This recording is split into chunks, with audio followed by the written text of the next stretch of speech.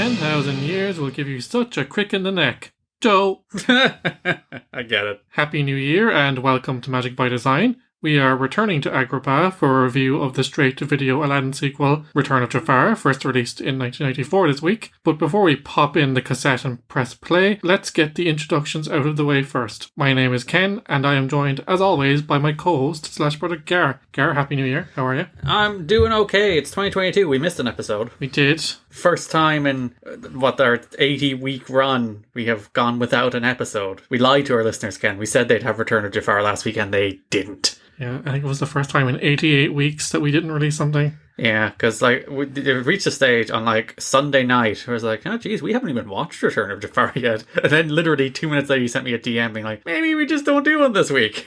Yeah, I had intended to come back and record, but it was St. Stephen's Day, as we call it here. Yeah, not Boxing Day. We're not heathens. We don't bow to the Queen. But, there's family things happening and festivities, so it wasn't viable to record last week. But, man, I'm pretty glad we didn't now. Why? Because this movie is trash. Oh, to match the declining quality of the films we're about to start watching, should we also decrease the quality of our podcast, where it's like we do worse audio quality, our takes are half-baked, our ideas are only half-formed, it's really just derivative of the first thing we did. We just recorded it on a bus via voice notes. Giving out about the same things we gave out about the first movie. I don't know. Seems like a fun time. This movie's bad. It's real bad, Gar. This movie's it's bad. It's actually funny. There's the disclaimer beforehand about its cultural insensitivity. And it's like, it's the usual. It's like, this is bad. We know it's bad, but we're not going to delete it because we should all learn from it. And we should all learn from how bad it is as just a general piece of media, never mind the cultural insensitivity. And white people playing people of Middle Eastern descent. Though in the film's defense, there is a song that is expressly devoted to introducing literally every cultural stereotype they can possibly imagine. So, it's a shotgun approach to cultural insensitivity in this movie. It's like, you know what? We're not just going to go for one stereotype. We're going to go for all of them.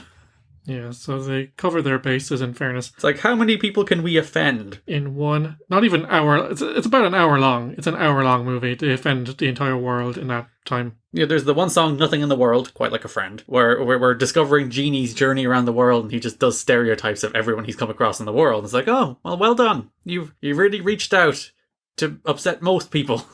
That takes effort. Following the success of The Little Mermaid in 1989, Walt Disney Television Animation produced a television series that aired on CBS. The Disney Afternoon had also become a success with television series such as DuckTales and Chip and Dale Rescue Rangers. Tremendous shows with tremendous theme songs. So Disney were doing big business in syndication. Yeah, they were just like, let's make some kids shows, and then the kids will watch the shows, and then we'll sell them internationally, and you'll watch them at 9 a.m. on RTE. Though I don't remember, I was too young to ever see any of these shows on RTE. When we were growing up, it was on in the afternoons. The Den slot? Yeah. You would have had Aladdin in the Den? Indeed. Before the theatrical release of Aladdin, Disney commissioned Tad Stones and Alan Zaslov to produce an animated series of Aladdin. While developing the sequel, Stones became fascinated with the character of Iago, commenting that, I said I want the parrot in there, but he was trapped in the lamp at the end of the Aladdin movie. So we came up with a story of how he got out and ended up with Aladdin. So for inexplicable reasons, Garrett, this is an Iago movie? You see, that's what Disney always tends to do. It's like, whenever you look at the shorts, or the spin-off series, or the sequel movies, it's always taking the breakout character who was good in a small role, but not good enough to build a movie on, and they build the movie on them. In this instance, it's Iago. In Frozen's instance, it's Olaf. In Cars' instance, it's Mater. It's all those side characters who are like, oh yeah, they're good for what they are, and then you're like, let's make a whole feature or short about them. I'm like, no. Yeah, let's go all in on this character that has about 10 minutes of material stretched over 90 minutes. We talked about this when it aired before whatever movie it aired before, but that Olaf one, which was so bad they had to pull it. It was so hideous, they had to remove it from the film it was airing in front of. That's basically this, but Iago. As was common practice with half-hour TV cartoon series of the time, Disney initially planned to begin the Aladdin series with an hour-long television special, but Stones suggested that the film should be released on home video instead. The idea was initially met with resistance from then Disney Feature Animation president Peter Schneider and CEO Michael Eisner, who felt that it would cheapen Disney's brand, but they ultimately gave the project the go-ahead after seeing some dailies which impressed them, which I don't know how, because The movie is hideous. it looks absolutely disgusting. We'll get into it. It's quite interesting to me that they're like, we don't want to do the VHS only movies because it's below us. You know? That it's like, we are the pinnacle feature makers of animation. We do not do this lowly, straight to VHS nonsense. But then they're like, but money. Money, you say? Huh. Steve Feldstein, Director of Public Relations for Disney Home Video Division, stated that the release of Return of Jafar on home video was due to time constraints, claiming that to put the film into a theatrical pipeline would have taken up to 5 years, but releasing it on home video would take less than 2 years. Financing was also a consideration, given that producing a direct-to-video sequel would cost much less. It's all so cynical. It's like, no, we don't do that. But it's cheaper. We can do it quicker. And we'll still make money. Like, that is the reason they did. And the fourth reason is, like, we'd like the character on the television show, so we have to come up with some reason to get Iago on the television show. Like, it is done for the most, like, baseless, cynical reasons imaginable. And in fairness, there was a lot of demand for the Aladdin characters, so they wanted to get some kind of sequel out there. But at the same time, this felt like it could have been a thing, like an event. And this would be a common trend throughout the sequels that went straight to DVD or video. You're just like, this could have been a big theatrical sequel. Why didn't they put more resources into it? Okay, we commented on it when we reached The Rescuers Down Under, which is inexplicably Disney's first sequel. And you're like, really? All of these classic iconic characters you have, and it's The Rescuers you double dip on? Alright. But we did talk about it, about like, it's surprising that they are very willing to have these iconic characters and then just cut loose. Move on to whatever's next. Like, I cannot imagine Disney, and they don't, because, like, they hit on a success like Frozen, they made another one. They hit on a success like Wreck-It Ralph, they made another one. You see the sequelization of Pixar movies. So, like, I just can't fathom a world in which Disney's not like that. You know, this world in the 90s where they're like, no, we're moving on to Hercules, and we're moving on to Tarzan, and we're moving on to Fantasia 2000. Like, it's very weird to see, like Disney were still a corporate, cynical behemoth in the 90s. It's not like they've changed. But it is like the mentality of the company has changed in a weird way. Yeah, but then they were willing to cheapen the characters and the legacy of the original films by releasing these subpar video efforts. But, you know, 1994 was a time when home video did exist for quite some time, but it was just the theatrical releases being released on video. Yeah, normal people were getting home video technology in their houses. Like, you know, before it would have been rich people. So people like us towards the mid to late 90s would have gotten video cassette players. Yeah, because in the 80s they would have been massive, like in terms of like physical size, and extraordinarily expensive, as opposed to, and like all technologies, they get cheaper over time to produce because the parts get cheaper and new technology comes along, and it all gets cheaper to make, and they can mass just distribute it, and there you go, that's technology for you. But I like the TV shows. I like the idea of the TV shows, because like the TV shows are inherently lower stakes. I think everybody's fine with them being lower quality in terms of like animation. And it's nice to live in like the day-to-day lives of the characters. I think that's kind of fun. Yeah, I've always liked them. I liked the Aladdin show, I liked Hercules, I liked Tarzan. I liked all these shows, but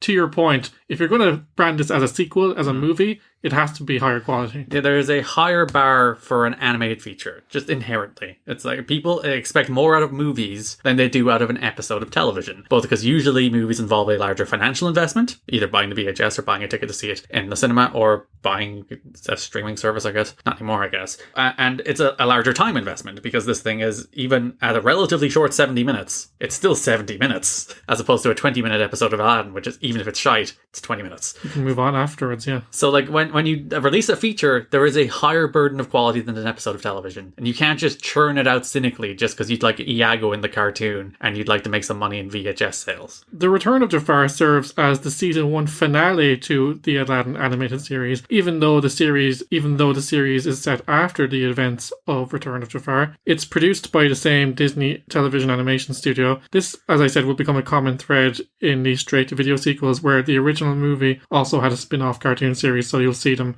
tying together. Like, I don't know, this movie's bad. This movie's just bad. They didn't try. They didn't. And there's one main reason, Gar. The vast majority of the cast returned to reprise their roles from the original film, with the notable exception of Robin Williams as the genie, who was replaced by Homer Simpson himself, Dan Castellaneta. He took over the role for the TV series as well. You can hear the full story on that in our review of Aladdin in episode 31. Oh, did we talk all about that already? Yeah, the whole controversy, yeah. Listen, Dan Castellaneta, there you go, does like an admirable job There's times where he goes very close to sounding like him. Yeah, like he's doing like a Robin Williams sound-alike, but because he's the iconic voice of Homer Simpson, you hear a little Homer Simpson in there. Yeah, there is a bit of cross-pollination, as it were. But it's very weird that like there is 2 layers of imitation of Robin Williams going on here. There is his like voice sound-alike version of it, and then there's the writers trying to write the manic energy of Robin Williams, which Robin Williams just does. That's him. Like we talked about it in the first movie. Like so much of that movie is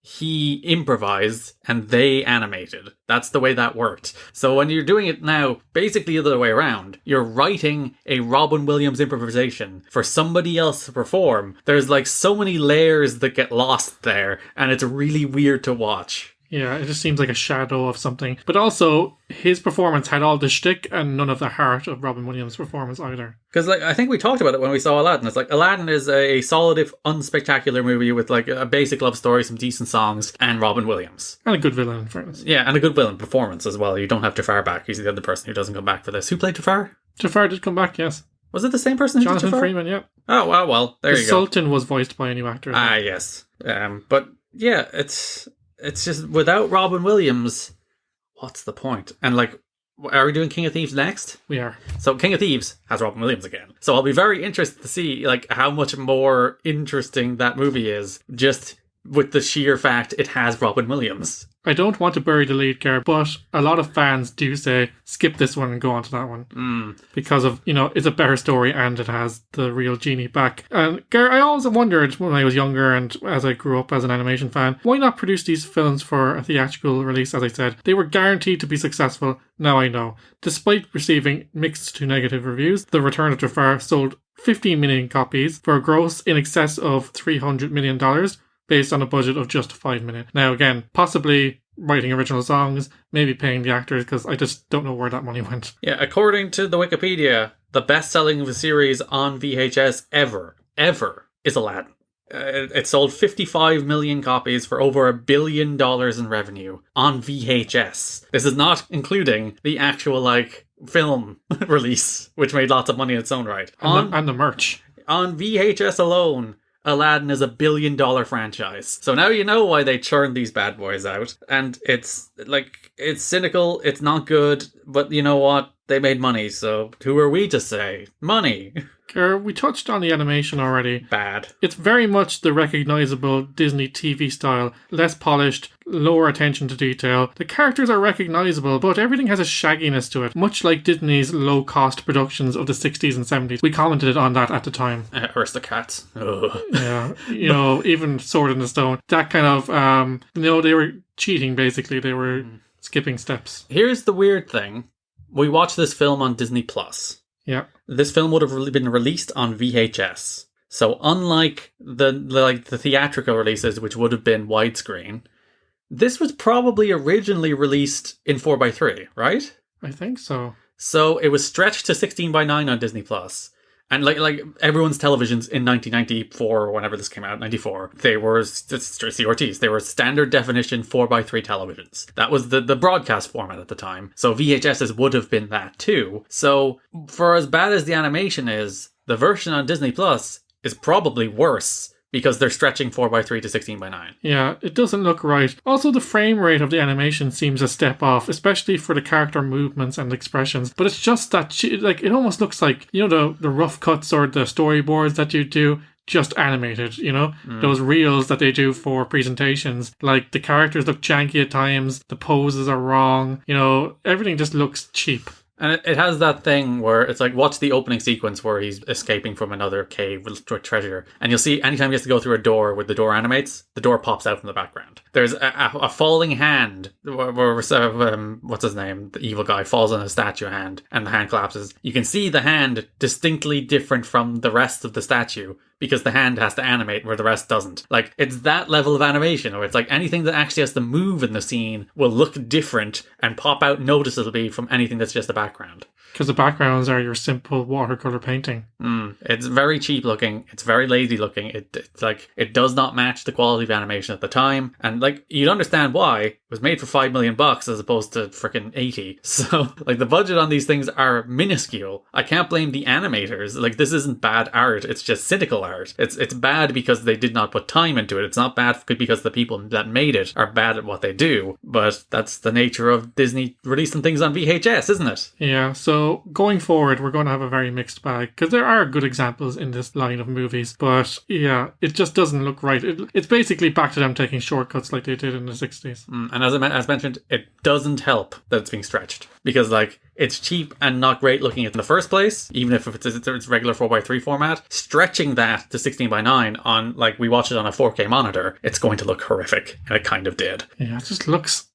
It's grainy, it's cheap looking, it's lazy looking, it's just... I just find it really unpleasant to the point that I couldn't even concentrate on what was going on. I just wanted the movie to end by the end of the movie. This movie is 70 minutes long, and by the end of it I'm like, just please, just end. Just end. Just stop. This is not anything like the original. Moving on to the story, Gar. The eponymous Return of Jafar was the natural direction for the sequel, but this felt like it could have been a bigger deal, like an event, than what is essentially a 1 hour special. Like, Jafar isn't really in it for most of it. Yeah. Jafar does show up for the final act to be the big bad, to be conquered, but for the most part, he's just a dude who's just there. Yeah, and I want to say Jonathan Freeman is still excellent as Jafar. I don't know, like, he's doing nothing.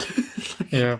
Like, Jafar is just like, I'm back, now I'm dead. That's the movie. It's like, I would like revenge. I did not get revenge. And he dies. What is an excruciating death? He died a genie death, Gar. Yeah, because his lamp is broken, and then he just gets electrocuted for like a minute. It's just like, duh, and like you see his bones. Genies have bones. That's a very important thing to know. And I assume they just would have been like puffs of smoke and blue and red puffs, or like Stay Puft Marshmallow Mans. Like ethereal, like a ghost? No, I think they're like marshmallows. Okay. I always thought of genies as marshmallows. So when I saw they had bones, I'm like, oh god, why do they have structure? I thought I put my hand right through you. But yeah, we see his bones and then he dies and all his magic is undone. I don't know. We get a lot of genie lore in this film, Gar. This film is built around genie lore. Like, we learn that genies still have some magic, but are not as powerful when they're freed. This is a convenient plot point later. Yeah, well, it's the power struggle between Jafar, who has infinite cosmic power, but is constrained by the lamp, and then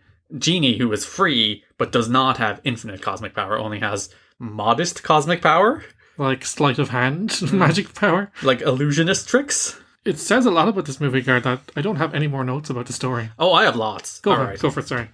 First of all, why is Aladdin still raiding tombs? Dude is like second in command to a kingdom now, and he's still like breaking into tombs? I think he misses the thrill of it, Gar. He's like, he's gone straight, but he still has to go back and do a job, you know? And I have a bigger issue with this, is the reason he is stealing from these tombs is to distribute the wealth from the tombs. So he flies through the city throwing things down. It's like, you run this kingdom, dude. Yeah. If you see people in poverty and squalor, that's your fault. You're in charge. You can't just throw like a goblet at them and be like, oh, I've solved income inequality. I've solved poverty. It's like, no, there's the Sultan and Jasmine and you, who are the people in charge of this city. You cannot just throw coins at them from the sky. How about you give them better living conditions? Huh?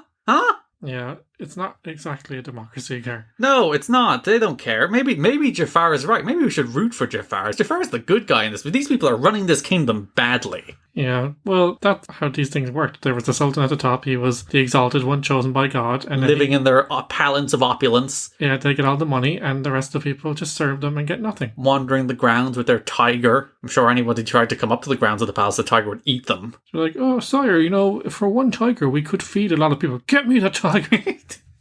So, yeah, actually, Jafar, good guy in this movie. He's actually the person trying to topple the dictatorship here while people are suffering. And then Aladdin reaffirms the power structures of this kingdom, that Agrabah, the kingdom has a name, that is clearly suffering under the rule of this idiot Sultan. Sultan, still a giant idiot. He was an idiot in the first movie too, but still an idiot here. At least in the first movie, he had the excuse of being mind controlled for a lot of it. Whereas this one, he's just stupid again. He's just a big round buffoon. Yeah, he has no right running this kingdom. They should overthrow him. Other notes, Jasmine, like 800% more flirty. Yeah. She is entirely defined by her relationship with Aladdin now. Yeah, to the point where, like, I said at one point that he does lie to her again, and that's like a serious red flag for any relationship. And she just forgives him through song again. Yeah, because at the start of the movie, there's like a scene where she's like, "Ooh, my father would like to see you. He has a very special surprise." And she's like, full on, like, just with her eyes. And it's like,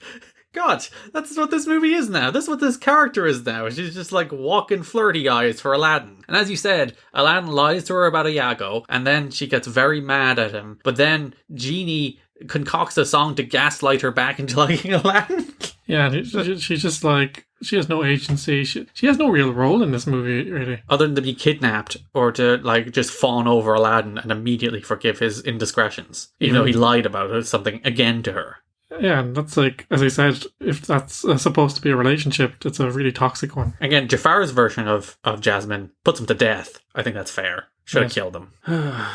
That's it. Now I'm mad. Is that the 90s? Well, that happened? It is. That's it. Now I'm mad. Now you done it. Yeah, it's just like, it's the well, that happened. And by the way, the new well, that happened is we're all going to die. It's in everything now. It's like somebody says something, it's like, oh, this is my plan. And then someone will turn to the camera and deadpan, we're all going to die. That's the new well, that happened. People will get annoyed about it in about 2 months. The emotionally manipulating of Jasmine. Genie's just annoying now. Yeah, as I said, he has all the shtick, all the comedy, and it's second rate because, as you said, it's a copy of a copy, but it has none of the heart, none of the emotion. Like, he's just there for comic relief and to conveniently rescue Aladdin at the end. Yeah, so it's just like, remember Robin Williams? Remember how good he was? Well, this is a double-layered copy, as I mentioned, both through the voice performance and the writing. So there's 2 layers of it being inauthentically Genie, and he's just annoying. And, like, it's very easy to, like, think the Genie in the first movie might be kind of annoying, but it's Robin Williams, so he gets away with it.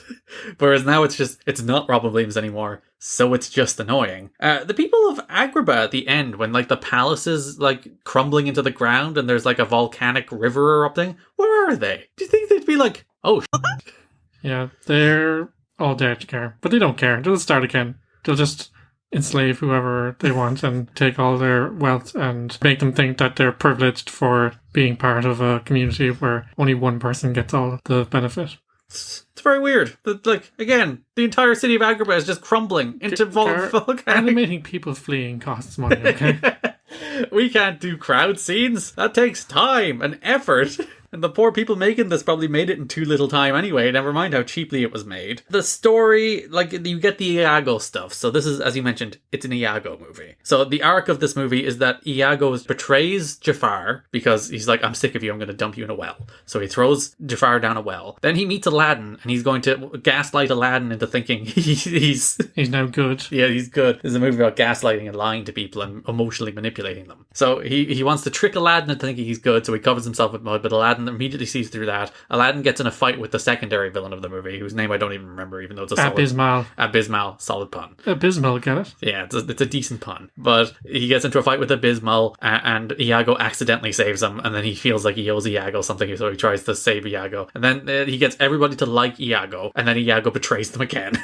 And then, like, Iago's like, I didn't mean to. And Gilbert Gottfried, like, his Iago's good, but I don't want a movie of it, you know? Yeah, but then he saves him again, Gar, so it balances out. It's 2 for 2. So, yeah, he betrayed them in the first movie. He betrayed them again here. He only saved Aladdin because he was the one that got Aladdin in trouble in the first place. And then he saves them again at the end, so he's kind of coming out like thumbs slightly up, I guess, on the moral compass here of Iago. Yeah. What did you think of Jason Alexander, by the way? As Abysmal? Yeah. I thought he's quite good, actually. Yeah. I thought his voice performance was one of the better parts of the movie, if you can remove the appropriation bits. Yeah, I thought so too. I thought, while he didn't have much to do, I thought what he did do was fun. He was a very enjoyable secondary villain, especially with, I enjoyed his interactions with Jafar, where he was like, and now my wish. Where's my wish? And then Jafar would just trick him into giving up his wishes or like coerce him to doing what he wanted.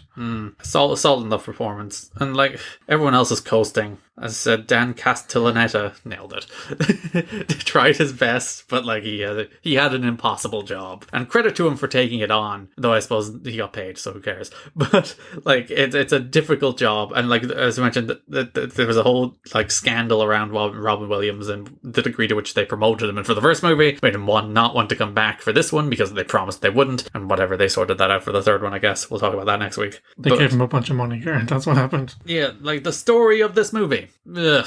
Like, Aladdin doesn't have a narrative arc. Like, the most interesting part is that Jafar can't kill people. But they don't even, like, take that very far either. I like the idea that, like, he couldn't kill Aladdin when he threw him down the river. He had to save him because genies can't kill. And they never really underscore that, which I either like or don't like. I'm not sure. Well, they do present it as part of his plan, whereas, as you said, it is actually part of his covenant as a genie, you know. Yeah, he cannot kill Aladdin, so he has to frame Aladdin for the murder of the Sultan so that somebody else will kill Aladdin. Yeah, I actually quite like the scheme. The scheme's quite good because he impersonates Jasmine to put him to death as well. But like, I would think the average person watching this movie wouldn't even connect those two dots. That like the reason he saves them so he can kill them is because he can't kill him. So he has to frame him so that somebody else will kill him for him. And I think that's quite clever. It's quite good. It's one of yeah, like you said, it's like a decent little plan there to frame him so that the guards will execute him so that he can be removed from the equation and Jafar can kill him without killing him. But they don't really explore that in any interesting way, and then they just move on. Aladdin's saved and the movie ends. Genie just does a bit of exposition to explain genie rules after the fact. Yeah, but listen, it's cheap, lazy, churned out entertainment. That's what this is. Speaking about cheap and lazy, Gar, there is a version of Arabian Nights which also served as the theme song for the TV show, as well as 4 original songs. Songs are bad. They're really bad. I'm Looking Out for Me, which is Iago, bad. And we also have a second Iago song. Two Iago songs. That's revolting. Forget About Love, Nothing in the World Quite Like a Friend. That's very generic, very by the numbers songwriting. And again, it's just like, You've Never Got a Friend Like Me is just like, let's turn that upside down a little. The one I thought was okay is You're Only Second Rate. Yeah, that was a good villain song by Jafar. It's not great, but it's like, you know what, this is a little bit of a toe tapper. The actual lyrics are relatively witty and well like constructed, as opposed to the others, which are just entirely forgettable and completely lame. And one of them is about gaslighting Jasmine into forgiving Aladdin despite the fact that he did something wrong and he never apologizes, but she's just like, never mind, I'm in love and I will remember the reasons I'm in love. Yeah, they're also playing the hits in terms of the score. I'm okay with that. Like, you see that in everything though. Like, Star Wars is still, you know, coasting off the John Williams score, even though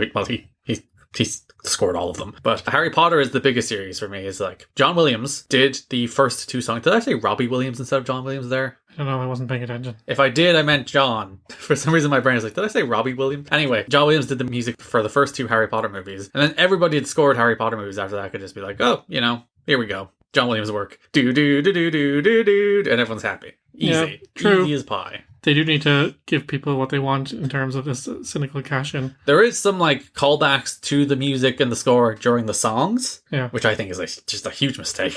Yeah. Because you're just reminding people of the much better songs they're not listening to. Yeah, you're drawing unfavourable comparisons. Gary, we do normally talk about legacy here. I'm going to change this to legacy / points of note because I don't know how many of these films will have actual legacies. Return of Jafar is the first Disney direct-to-video animated film and marked the first American direct-to-video animated film. It's also one of the most successful VHSs of all time. Yeah. Ever. Like, that's a pretty substantial legacy, to be fair. Like, it is one of the most financially successful tapes ever released. Like, this 70-minute movie is one of the best-selling VHS tapes ever. What's wrong with the world? In fairness, it came hot off the heels of the first Aladdin and people wanted more. So they had a lot of goodwill built up with that film that they thoroughly cashed in on. And they threw it all away with a cheap, lazy sequel. The plot of the film is loosely used in Agrabah, one of the worlds in Kingdom Hearts 2. Oh yeah, I remember that. That was a pretty good boss fight. I remember fighting, it's the genie version of Jafar, and it's quite cool. Yeah. I'm not sure it's not the first one or the second one, though. I don't remember, because Agrabah's in nearly all of the games. It's the second one, Gar. But like there is a fight against Jafar in the first one as well, I think so. Because, you know, Jafar. Yeah. Because it's the Return of Jafar. I think he voices the game as well. He does. Yeah. Because it's always the unknown actors that come back for all of the other like video game tie-ins and Kingdom Hearts stuff. It's never like the famous people. And whenever it is the famous people, we're like, whoa! They actually got the dude that did Hades, whose name I don't remember, but he's cancelled now, so I don't mind that I don't remember his name. James Woods. James Woods. The Return of Jafar would also be followed up by further episodes of the TV show and an additional straight-to-video sequel, Aladdin and the King of Thieves, which we will talk about next week. I assume the TV show did its classic 3-episode run. Yeah. Because if you ever wonder, you will look at the Wikipedia pages of nearly every Disney Channel show from that era, and they nearly always run 3 seasons. And the reason is, that's the number of episodes that get it into syndication. Yeah, literally, I think there's a handful of episodes in the first and the third season, and then the bulk of the episodes are actually in the second season, so these seasons make no sense. Yeah, there's 86 episodes. Like, the whole point of these shows is to produce just enough episodes so that you can syndicate it and cash in until the end of time. So, Gar, we're off to an inauspicious start in terms of these direct-to-video sequels. They are everything you'd assume they are going to be. They are cheap. They are lazy, they are uninspired, they are poorly written, they're like, the performances are all fine. There's like their voice performances, they can't really go that bad. It's not like the voice of Aladdin can be like, ugh, God, I don't want to be here, and you can see it in my face. Though, honestly, with the way the animation is, maybe you can see it in their face sometimes that they don't want to be here. I don't know, everything about the voices, it's fine. But for the most part, it's just a bad movie. It's just a bad movie. Yeah, and, if they put the resources in terms of the writing, the songs, the animation, this could have been a really big sequel. I know, maybe not No, it actually could have been 300 million big, but then it would have cost more money, so. Yeah, you could have spent like 10 million on it, and you still would have made 290 million profit on this dumb, stupid film. Maybe they didn't know that at the time, but... I do hold out hope, Gar, because in my memory, there are some good direct-to-video sequels. I don't know, I'm very dubious, because there's no reason for them to be good. That's fair. It's the B team. As mentioned, like, I wouldn't really hold it against the people who like produced this on the level of animation and performance, because they're doing the best with what the time and money that they have. I would probably hold it against the people who wrote it, because there's nothing here, like in terms of character substance, in terms of like good set pieces. Like, there's action in this movie, but it all stinks. But then again, they might write a good set piece and then they're like, no, we're not paying for that. Yeah, it's sorry, we don't have the budget to animate that. Please scale it back so that we can have one little scene in that, and most of it can be still frames. Yeah, like, it's still background, some movement, but like there's actually very little movement in this film even. Toward the end of the movie, there is one shot on Aladdin and Jasmine where they're just listening to some dialogue, and it's a still image. Yeah. And it stays there for at least like 2 seconds on the screen. Like, just nothing moving. It's just a still image. So, if you have Disney Plus... Don't watch it. Don't watch it. Don't bother. It's not worth your time. There is nothing in this movie. Maybe hit up Spotify and listen to the You're Only Second Rate. It's probably on YouTube. You can probably watch the animated version of the song on YouTube. And that's like the only like, Yeah, that's the one little diamond in the rough that you'll get from this film. Alright, home video heroes, we've nearly come to the end of our show for another week. We have a fun musical throwback to our original Aladdin episode coming up after some housekeeping from us, performed by resident Magic by Design singer Nicole, so be sure to listen to the end for a magical medley. New episodes of Magic by Design land every Monday, where all magical podcasts are downloaded. Stop by the website at magicbydesign.buzzsprout.com to find a full list of podcast platforms. We are literally everywhere on the podcast scape. Apple Podcasts, Spotify, Google Podcasts, Amazon Music, YouTube, you name it, we're on it. Make sure to subscribe wherever you get your podcasts so you never miss an episode. If your dearest wish is to follow us on social media, you can make it come true with no genie required. Ken actually sent a tweet this week. I did, for the first time in months. To tell people there was no show, but still. You can follow us on Facebook at facebook.com/Magic by Design Pod, on Twitter at Magic Design Pod, and on Insta at Magic by Design Pod. As always, we would certainly appreciate it if you would consider giving us a review on your podcast platform of choice, sharing the podcast on your socials, or perhaps even recommending the show to a fellow Disney fan. If you don't give us a 5-star review, we will trap you in a tiny lamp for all eternity and or destroy it so you get electrocuted to death. Yeah.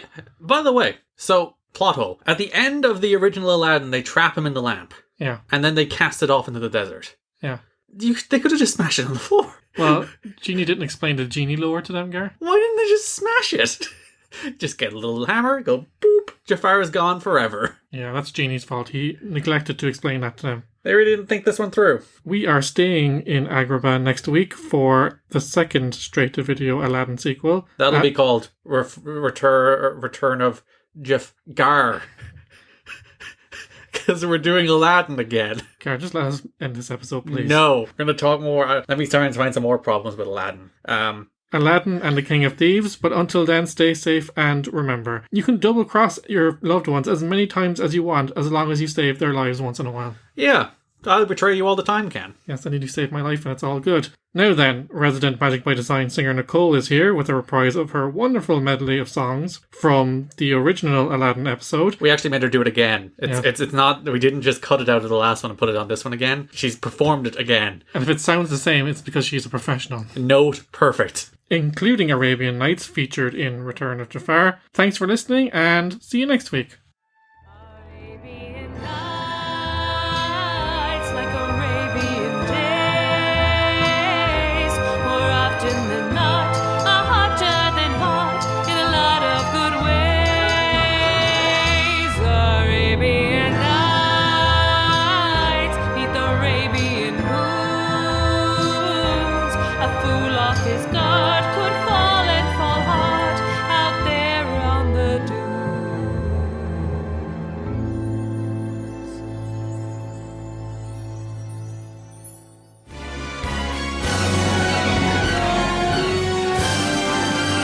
Prince Ali of Ali Ababa, heard your princess was a sight lovely to see, and that the people is why he got dug up and drugged by, with 60 elephants, llamas galore, with bears and lions, a brass and more, his 40 fingers, his cooks, his bakers, and birds of war belong he made way.